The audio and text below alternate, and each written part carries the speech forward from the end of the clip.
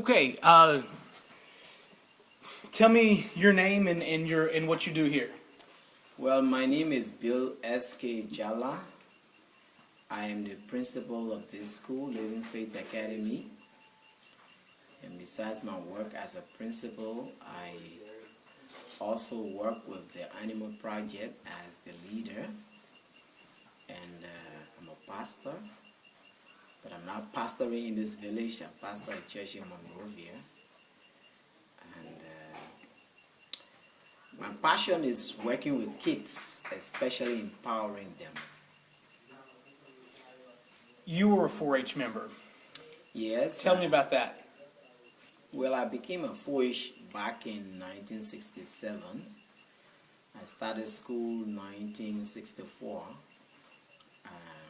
at age 10. And 1967, I became a part of the 4-H. And then 4-H in our school was very competitive. We learned how to make garden beds, we learned how to do nursery, and we learned how to transplant. Then in the animal husbandry, we had a little chicken coop where we grew a few hens and roosters, and we produced eggs. And that was my real first exposure to poultry. Then we also had a pig project. We had a sow and a bull, and we kept it until it farrowed, and we had 8 piglets, and we played with them stuff. They were so attractive. And so we had this in the school, and some of the older students, took care of them. I was very small then, not too small, but at that time I was I think 13, 14 years old, and we used to work with our older brothers. I think you saw one of the brothers I showed you an old 4-H. They actually used to work with the animals, but my interest began developing there, and then I had a big dream then. One day I really wanted to do animal project, and so that's how I found myself doing today. And today you started a 4-H program here at Living Faith. Yeah, when I first heard of the re-establishment of the 4-H in Liberia, I got excited about it because 4-H has really impacted my life. From 4-H we had a lot of competition with other schools, and that just became a part of me. Everywhere I went, employer or non-employer, I was self-employed because of what I learned from 4-H. Right now, I would say I'm not employed because I'm doing a voluntary work here, and my survival actually depends on what I learned from 4-H, things that I do and produce from. Those are where I get my livelihood. So 4-H has been a big part of my life. Tell me about the school. How many students are at the school, and are they all 4-H members? Well, not all of the students are 4-H members because the nursery kids cannot be they are all excited about it. They come to a meeting, but we did not record them as 4-H members. But for 4-H members, the school has 105 students. And it happens so because we have a neighboring school that offer free scholarship to all of their students. So that carried a whole lot of our students. So this year we started with 105 students, and then right now we are ending with 94, because some of the older kids went into mining. The boys went into mining, just quit school and started mining, and 3 of our bigger girls got pregnant, and so they had to drop from school. So I left up with 93 students to close with. What do you hope for the future of 4-H for these students?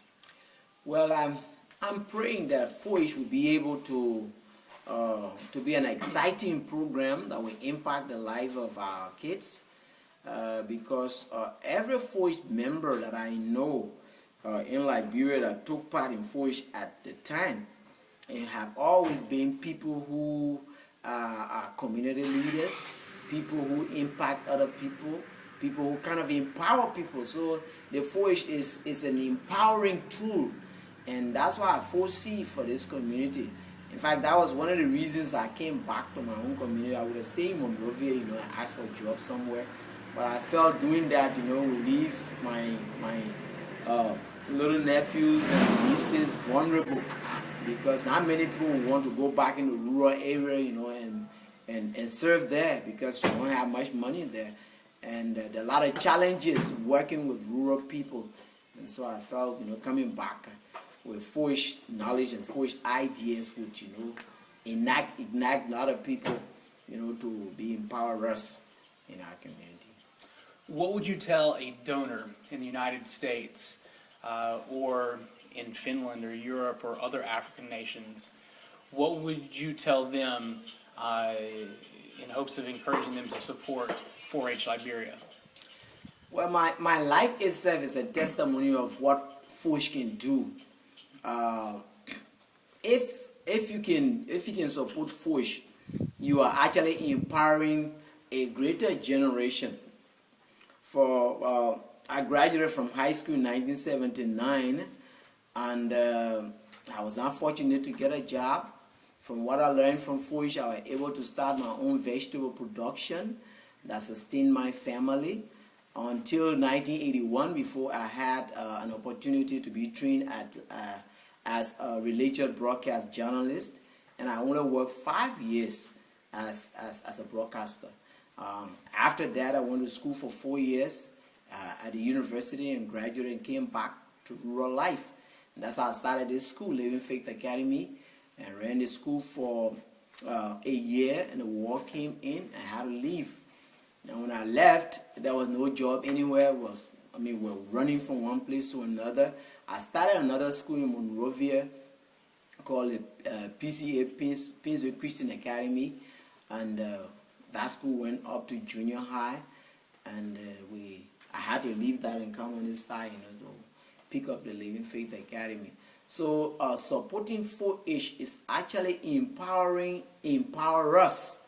And so that's why I will appeal to anybody who has passion for third world country to support 4-H, because what you're doing, you are actually empowering more people to empower more people.